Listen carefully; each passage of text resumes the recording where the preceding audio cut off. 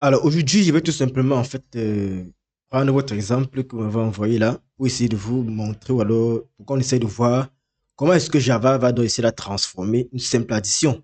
Dans ce cas-ci, par exemple, on a l'addition en fait de 126 plus 100 qui va donner normalement, si nous sommes en valeur positive, ça va donner 226. Mais étant donné qu'on a un transtypage qui est fait là, pourquoi est-ce que Java va donc transformer cela en moins 30? On voit très bien que quoi, si on fait on interprète ce code, en fait, Java va transformer donc, votre simple addition là, qui a été fait ici là, pourtant on voit bien que les nombres sont positifs, à une valeur qui est négative.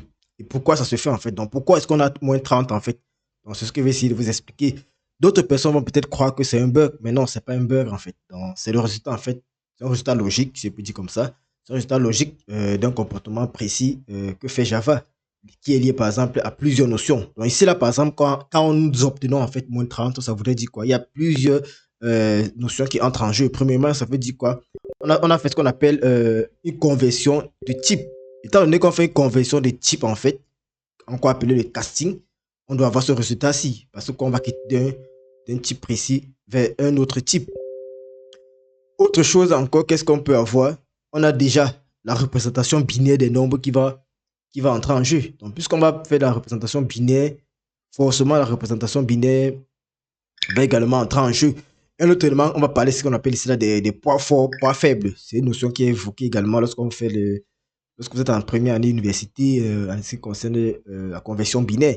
Également, on va également voir ce qu'on appelle le complément à 2, qui est également pris en compte pour qu'on obtienne en fait ici la valeur 30. Bon, je vais essayer de vous expliquer un peu comment ça se passe avant que on a fait une addition 126 plus 100 en byte, un en entier, l'autre en byte avec le transipal, ça nous donne moins 30. Donc, si vous débutez par exemple en Java, comme c'est le cas, et que vous n'avez entendu parler de tout ça, que vous n'avez jamais entendu parler de tout ça, en fait, on va essayer de voir comment est-ce que ça se passe. Alors, avant même d'entrer dans le vif du sujet, ce qu'il faut d'abord retenir, c'est que en Java, chaque variable a un type. Vous vous rappelez très bien, nous avons fait le C++ l'année dernière. Et je vous ai dit qu'en Java, en C++ avec, on avait plusieurs types. Et également en Java, les variables ici là, alors chaque variable en Java également a un type. Et parfois, on veut par exemple forcer une conversion. C'est-à-dire quoi? On veut passer en fait ici là d'un type vers un autre. On veut passer par exemple d'un type entier vers un type par exemple byte. On va par exemple vouloir quitter d'un type entier vers un float. Donc c'est le cas courant lorsqu'on crée des logiciels ou bien lorsqu'on crée des applications. Donc comme dans notre cas par exemple, on a i, on a la variable i qui vaut 126. On a la variable b qui est un transtypage de i plus 100 qu'on va donc vouloir additionner. Alors, le poisson, c'est qu'on est en train de faire, en fait, comme j'ai dit tantôt, c'est ce qu'on appelle un casting, c'est-à-dire quoi? Un cast qui est explicite. C'est-à-dire quoi?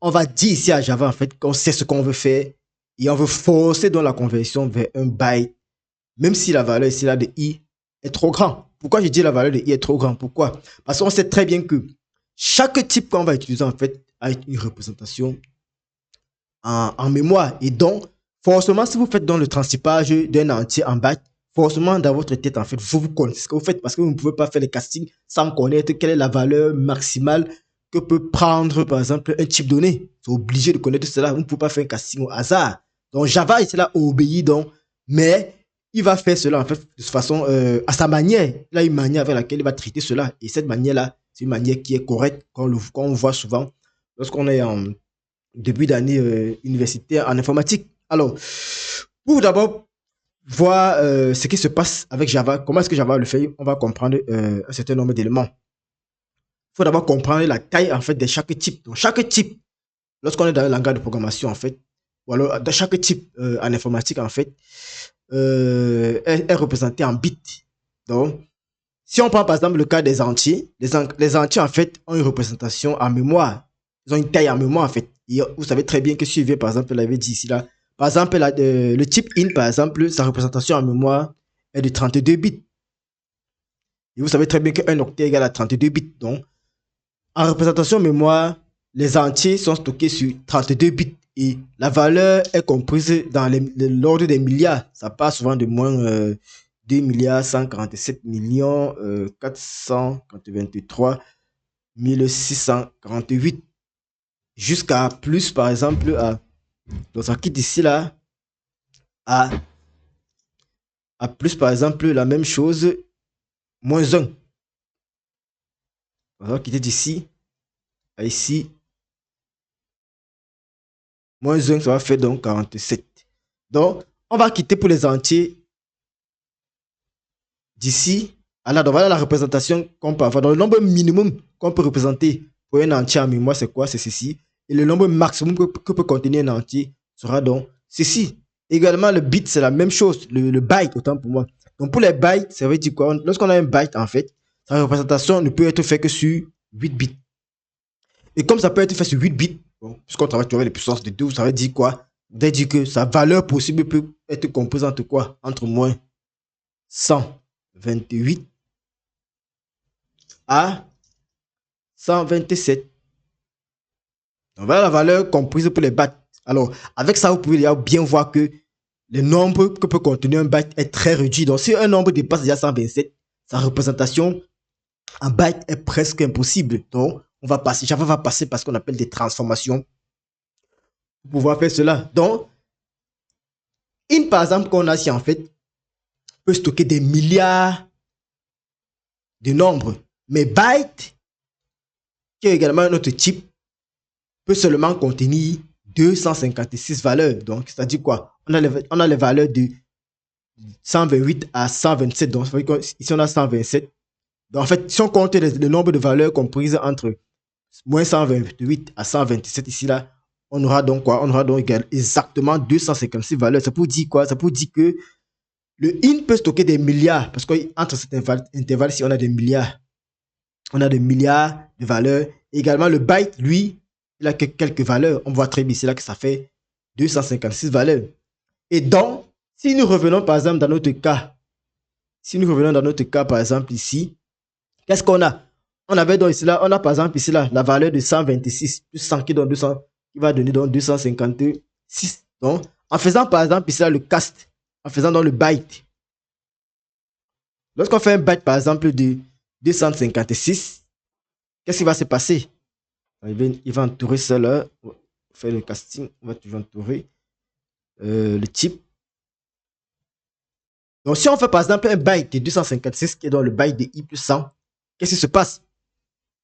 Alors, quand on fait par exemple byte de 256, on est en train de forcer Java à mettre une valeur trop grande dans notre contenant qui est trop petit. Vous voyez bien qu'on a dit que. On a dit quoi? Nous avons dit tout simplement que on ne peut avoir que les valeurs de moins 128 à 127. Et donc, étant donné que notre valeur ici, c'est 226, ça veut dire quoi? Ça veut dire que la valeur est trop grande. C'est trop grande pour un byte. Donc, Java sera obligé de faire une transformation. Puisque la valeur 226, autant pour moi, est trop grande. Donc, Java va forcer à mettre une valeur trop grande dans notre conteneur qui est trop petit. Et alors, qu'est-ce que Java va faire? Java va garder ce qu'on appelle les 8 derniers bits du chiffre dans sa représentation en binaire. Et comment on appelle cela en fait? On appelle en fait ce qu'on appelle les bits de poids faible. Qu'est-ce qui se passe? Lorsqu'on parle par exemple de bits, d'un bit en fait, c'est tout simplement un 0 ou un 1. Donc lorsqu'on parle de bits, c'est la représentation 0 ou 1. Donc voilà comment on est en train de faire. Lorsque vous allez voir, on va parler de bytes, ça sera 0 ou 1. Et lorsqu'on parle de bits 0 ou 1, ça veut dire quoi? Si, par exemple, on a un int par exemple qui a 32 bits, mais un byte en fait, c'est-à-dire quoi? Un int par exemple, si que je suis en train de dire tantôt quoi? Un int en fait ici là a 32 bits. C'est ça ici, un int a 32 bits. Mais maintenant, lui, un byte n'a que 8 bits. Vous voyez qu'il y a déjà une grosse différence entre les deux. Donc, quand on va donc faire un casting d'un int vers un byte, Java va jeter les 24 premiers bits. En fait, vous voyez qu'on va faire la différence 32 moins 8. Donc, Java va jeter les 24 premiers bits et il va garder uniquement les 8 derniers bits de la fin. Et de manière claire, ce que ça veut dire? Ça veut dire que les bits de poids faible, en fait, ce sont les bits les moins significatifs de la représentation en binaire du nombre qu'on veut faire le casting. Donc, on va garder dans les bits qui seront le plus à droite. Et c'est-à-dire quoi? Ceux de la droite, en fait, de la représentation binaire de notre nombre. Donc, dans notre cas, par exemple, ici, là, c'est 226. Donc, lorsqu'on va représenter 226 sur 32 bits, on va garder les bits les plus à droite. C'est ça qu'on appelle dans les bits de poids faible. Donc, ce sont eux donc, que Java va retenir lorsqu'il va faire le casting d'un int vers un byte. J'espère qu'on se comprend très bien. Et donc, si on prend notre cas d'exemple ici, là on a 226 autant pour moi. Donc, si on prend dans notre cas, par exemple, de 226, qu'est-ce qui se passe? Donc, 226, si on convertit par exemple 226 en binaire, qu'est-ce que ça veut dire? Si on veut convertir 226 en binaire, ça va faire quoi? Ça va faire... alors, si on fait ça vite fait, on va décomposer cela 226 en puissance de 2. Ou bien là, on va faire une division successive par 2. Après, on va représenter à l'inverse des résultats, des restes. Donc, si on représente par exemple 256 en binaire sur 32 bits, qu'est-ce que ça va donner? Alors, on représente d'abord 226 en binaire. On est dans les 2 à la puissance, on a dans les 2 à la puissance 7, plus 2 à la puissance 6, plus 2 à la puissance 5, et plus 2 à la puissance 1. Ça veut dire qu'on aura 3 1. On aura 4 1 autant pour moi, et 4 0. Donc, on va faire quoi? Ça sera par exemple 1, 1, 1, 0, 0, 0, 1, 0. Donc, voilà la représentation en base 2. Ça, c'est la représentation en base 2 déjà. De 226. Mais maintenant, on veut passer ça donc sur 32 bits. Donc sur 32 bits, qu'est-ce qu'on fait? On va donc tout simplement rajouter les zéros. Donc il y a combien de bits qui manquent? Il y a 3. Il y a 3 qui va manquer. Donc on va juste augmenter 8 0 fois 3. Donc on va faire 1, 2, 3. Bon, 8 0 fois 3. 1, 2, 3, 4. 1, 2, 3, 4. 1, 2, 3, 4.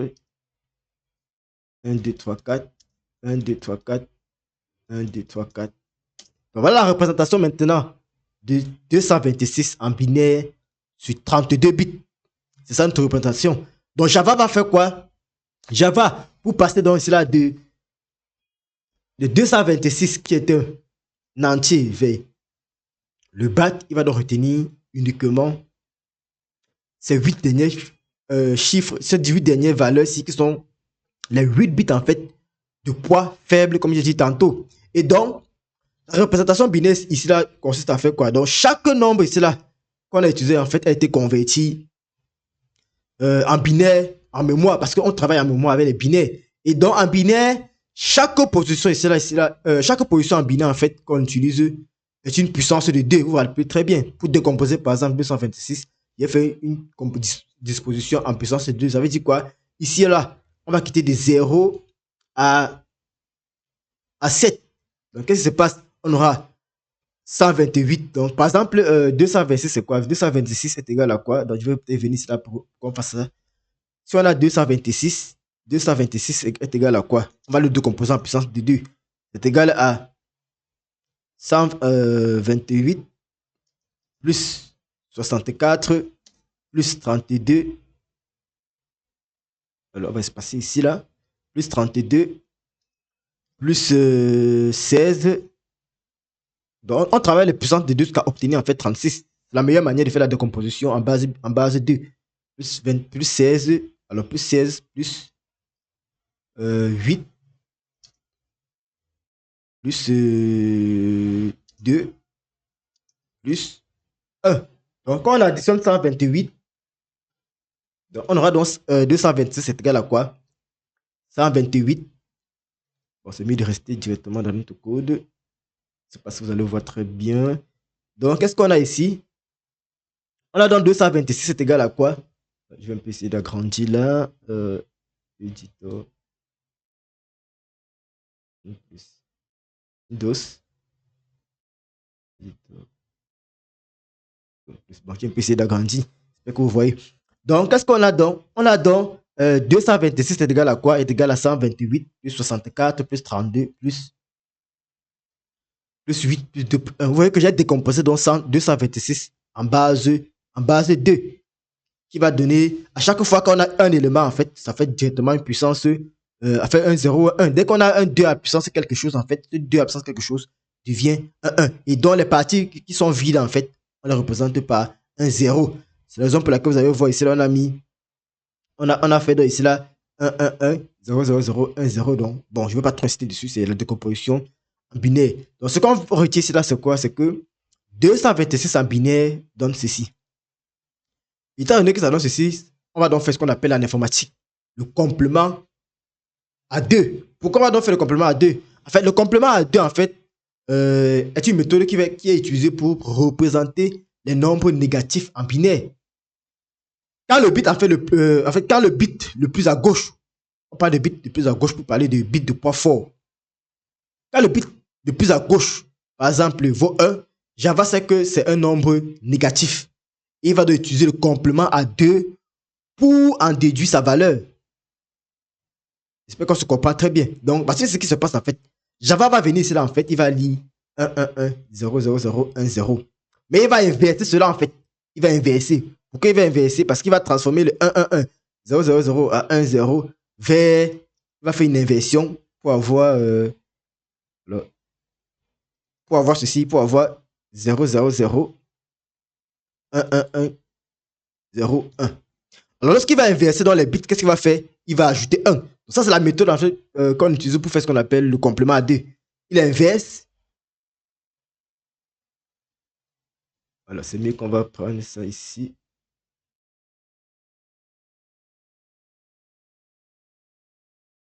On va prendre ça, on va revenir ici là pour aller plus rapidement. Donc, on a une représentation. Puisqu'on sait qu'on quitte, on part avec les 8 derniers bits. On va donc retirer les 0 ici. Maintenant, qu'est-ce qu'on va faire? Donc, il va convertir dans le 1, 1, 1 ici, 0, 0, 0, 1, 0 vers 0, 0, 0, 1, 1, 1, 0, 1. Alors, une fois qu'il a donc inversé les bits, qu'est-ce qu'il va faire? Il va ajouter 1. Quand il ajoute 1, qu'est-ce qui se passe? Plus 1, 1, 1 byte. Qu'est-ce qui se passe? On obtient maintenant quoi? On aura 1 plus 1 qui va faire 10. Donc, on va faire 1, 0. Donc, on va mettre 0. Là, on va mettre 1 à côté. Donc, on aura maintenant comme résultat 0, 0, 0. 1, 1, 1. On aura maintenant 4, 1, 0. Et maintenant, qu'est-ce qui va se passer? Il va lire maintenant, égal ici. Il va maintenant lire la valeur 1, 0, 0, 0, 0, 1, 1, 1, 1, 0. Et maintenant, quelle est la valeur qu'il va lire? Puisqu'on va convertir ceci maintenant. Lorsqu'on va convertir ça, qu'est-ce qu'on va faire? On va faire 2 à la puissance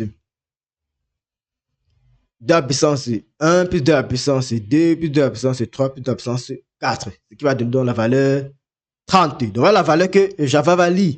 Java va lire la valeur 30. Et donc lorsqu'il va lire la valeur 30, pour trouver donc la vraie valeur, il va donner tout simplement ajouter le moins, puisque c'est négatif. Il va donc obtenir la valeur 30 comme résultat de notre opération. Donc c'est comme ça que Java déduit en fait la valeur négative d'un byte. Parce que c'était d'office qu'on a fait un casting et la valeur était supérieure. Donc tout, qu'est-ce qu'il va faire? Il transforme premièrement en bits sur 32 bits. Il va prendre les bits de poids, et les derniers bits, le bit de poids faible, c'est-à-dire que les derniers nombres. Et maintenant, puisque on sait que c'est déjà négatif, qu'est-ce qu'il va faire? Il va faire ce qu'on appelle le complément à 2. Et le complément à 2, comme je dit tantôt, en fait, c'est la méthode qui est utilisée pour représenter les nombres négatifs en binaire. Puisqu'on sait que ça sera négatif, puisqu'on a fait on a fait un casting sur une valeur qui dépasse déjà l'intervalle de représentation, en fait, de notre monde. Et donc, quand le bit le plus à gauche, ou alors le bit fort, va valoir 1, Java va savoir qu'il s'agit d'un nombre négatif.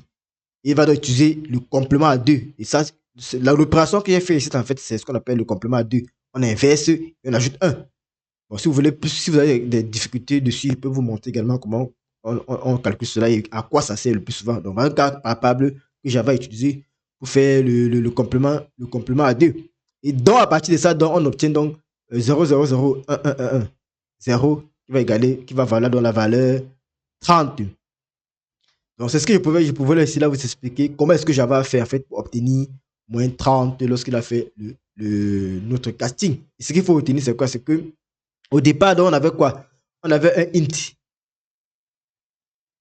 On avait un int i qui valait 126. Et on a fait une addition ici. Donc, quand on fait d'abord le i plus 100, c'est encore un entier. Ça fait donc 226.